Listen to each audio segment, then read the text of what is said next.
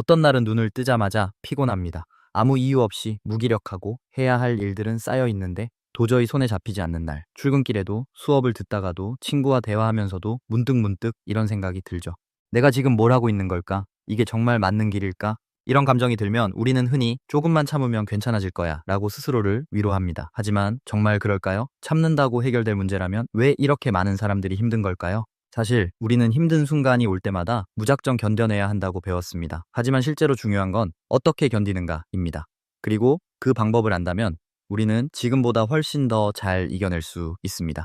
오늘은 단순히 힘내라고 말하는 대신 심리학과 연구 그리고 책 속 이야기들을 통해 실제로 힘든 순간을 극복할 수 있는 7가지 방법을 알려드리려고 합니다.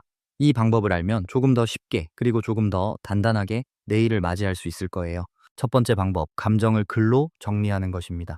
우리는 힘든 감정을 겪을 때 그 감정을 그냥 안고 가는 경우가 많습니다. 머릿속에서 수백 번 되새기고 밤새 고민하고 같은 생각을 반복하면서도 막상 그 감정을 명확하게 정리하지는 않죠. 그러다 보면 감정이 더 커지고 결국 감당하기 어려워집니다. 미국의 심리학자 제임스 페니베이커는 감정을 글로 적는 것만으로도 스트레스를 줄일 수 있다고 말합니다. 그냥 나 힘들어 라고 적는 게 아니라 나는 지금 왜 힘든가? 내가 원하는 건 무엇인가? 이렇게 질문을 던지면서 정리하는 거죠. 예를 들어 볼까요?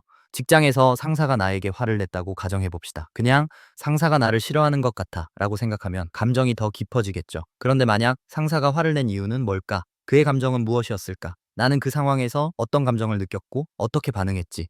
이렇게 하나씩 풀어나가면 어떨까요? 조금씩 감정이 정리되면서 아, 그때 그 말이 기분 나빴던 거구나. 내가 더 냉정하게 대처할 수 있었을 텐데 하고 내 감정을 객관적으로 바라볼 수 있습니다. 이 과정이 쌓이면 우리는 감정에 휩쓸리지 않고 스스로 감정을 다스리는 연습을 하게 됩니다. 그렇게 되면 감정이 나를 지배하는 것이 아니라 내가 감정을 조절할 수 있는 힘이 생기게 되죠. 두 번째 방법, 해결책이 아니라 공감을 찾는 것입니다. 어떤 고민이 생겨서 친구에게 털어놨는데 친구가 그럼 그냥 이렇게 하면 되잖아 라고 말했을 때 괜히 서운했던 적 있지 않나요? 내가 원하는 건 해결책이 아니라 그냥 내 감정을 알아주는 건데 데보라 테넌의 연구에 따르면 사람들은 대부분 해결책보다 공감을 원한다고 합니다. 특히 힘든 순간일수록요. 회사 생활이 너무 힘들어 라고 말했을 때 그럼 이직하면 되잖아 라고 듣는 것보다 그랬구나 진짜 힘들겠다 라고 듣는 게 더 위로가 되잖아요. 왜냐하면 우리는 해결책을 몰라서가 아니라 누군가 내 감정을 이해해 주길 바라기 때문입니다. 그러니까 힘든 순간 이 문제를 어떻게 해결할까 보다 누가 내 이야기를 잘 들어줄까를 먼저 떠올려 보세요. 반대로 친구나 가족이 당신에게 고민을 털어놓을 때도 바로 해결책을 제시하기보다는 그냥 그랬구나 하고 공감해 보는 거죠. 그게 진짜 위로가 될 수 있습니다. 세 번째 방법, 작은 통제권을 찾는 것입니다. 힘든 일이 생기면 우리는 무기력해집니다. 아무것도 하기 싫다. 어차피 내가 해봤자 소용없어. 하지만 이런 무력감 속에서도 우리가 통제할 수 있는 아주 작은 행동 하나가 있다는 걸 아시나요? 존 카바찌는 마음챙김 연구를 통해 작은 행동 하나가 심리 상태를 바꿀 수 있다고 말합니다. 예를 들어 아침에 이불을 개는 단순한 행동만으로도 우리는 하루의 시작을 내가 통제할 수 있는 일로 만들 수 있어요. 너무 우울하고 무기력하다면 큰 변화를 시도하려 하지 말고 지금 당장 내가 할 수 있는 아주 사소한 일부터 해보세요. 세수를 하거나 물을 한 잔 마시거나 책상 위를 간단히 정리하는 것만으로도 머릿속의 혼란이 조금씩 정리될 수 있습니다. 작은 통제권을 되찾으면 우리는 아무것도 할 수 없어 라는 생각에서 벗어나 그래도 내가 할 수 있는 일이 있구나 라는 확신을 갖게 됩니다. 그리고 그 확신이 모이면 우리는 다시 한 걸음 나아갈 수 있게 됩니다. 네 번째 방법, 몸을 움직이면 기분도 따라 움직인다. 기분이 가라앉을 때 몸도 같이 무거워지죠. 어쩌면 기분이 가라앉아서 몸이 무거운 게 아니라 몸이 무거워서 기분이 가라앉은 걸 수도 있습니다. 뇌과학자 알렉스 코브는 연구를 통해 운동이 뇌의 신경회로를 활성화해서 스트레스를 줄이고 행복감을 증가시킨다고 말합니다. 운동을 하면 세로토닌과 엔도르핀이 분비되면서 기분이 자연스럽게 올라가게 되죠. 하지만 운동을 해야 해 라는 생각 자체가 부담스러울 때도 있어요. 그럴 땐 운동이라고 생각하지 말고 그냥 가볍게 움직이는 것부터 시작해 보세요. 방 청소를 하거나 집 앞을 잠깐 산책하거나 몸을 조금만 움직여도 기분이 달라집니다. 중요한 건 기분이 좋아진 다음에 움직이는 것이 아니라 일단 움직이면 기분이 좋아진다는 사실입니다. 지금 당장 자리에서 일어나서 목을 한번 돌려보고 가볍게 스트레칭을 해볼까요? 이렇게 아주 작은 움직임 하나가 당신의 하루를 조금씩 바꿔줄 겁니다. 다섯 번째 방법, 잘못된 믿음을 깨는 것이다. 우리는 힘든 일이 생길 때 나는 왜 이럴까? 나는 왜 이렇게 약할까? 하고 스스로를 탓하곤 합니다. 그런데 심리학자 엘버트 앨리스는 말합니다. 이런 생각이 사실이 아닐 가능성이 높다. 우리는 종종 자신을 과도하게 비판하거나 부정적인 결론을 너무 쉽게 내려버립니다. 시험에 한번 떨어지면 나는 바보야. 연애가 끝나면 나는 사랑받을 자격이 없어. 이렇게 극단적인 생각을 하게 되죠. 그런데 한번 생각해 볼까요? 이게 정말 100% 사실일까요? 시험에 떨어진 건 지금 부족한 부분이 있었다는 뜻이지 나는 바보다라는 뜻이 아닙니다. 연애가 끝난 건 우리 관계가 맞지 않았다는 뜻이지 나는 사랑받을 자격이 없다라는 뜻이 아닙니다.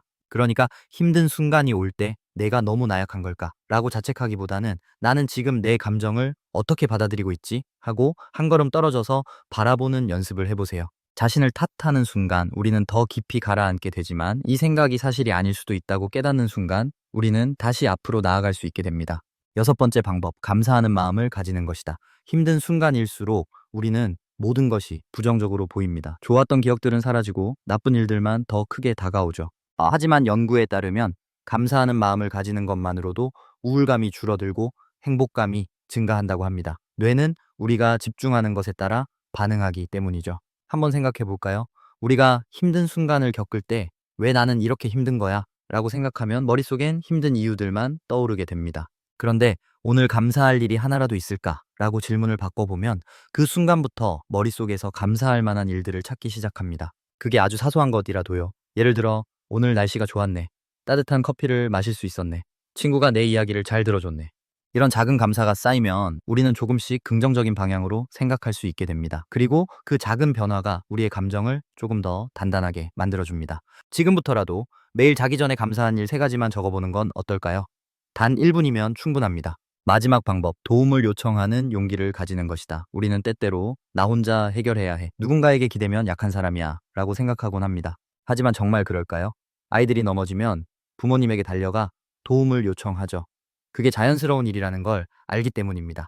그런데 어른이 되면서 우리는 점점 도움을 요청하는 걸 어려워합니다. 하지만 사실 누군가에게 도움을 요청하는 건 약한 것이 아니라 용기 있는 행동입니다.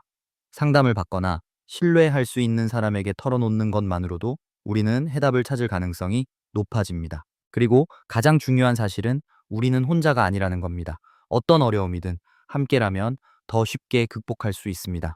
그러니까 지금 힘들다면 너무 혼자서 버티려 하지 말고 조금은 주변을 돌아보세요. 그리고 도움을 요청하는 용기를 가져보세요. 그 작은 용기가 당신을 더 단단한 사람으로 만들어줄 겁니다. 오늘 소개한 7가지 방법 중 가장 마음에 와닿았던 방법이 있나요? 혹시 이건 한번 해봐야겠다 싶은 게 있었다면 그거 하나만이라도 오늘 실천해보세요. 우리는 단번에 강해질 순 없지만 조금씩 성장할 순 있습니다. 오늘의 작은 변화가 당신의 내일을 조금 더 나아지게 만들 거예요. 이 영상이 도움이 되었다면 여러분의 경험도 댓글로 공유해주세요. 우리가 함께 극복할 수 있도록요. 감사합니다. 그리고 당신은 분명 이겨낼 수 있습니다.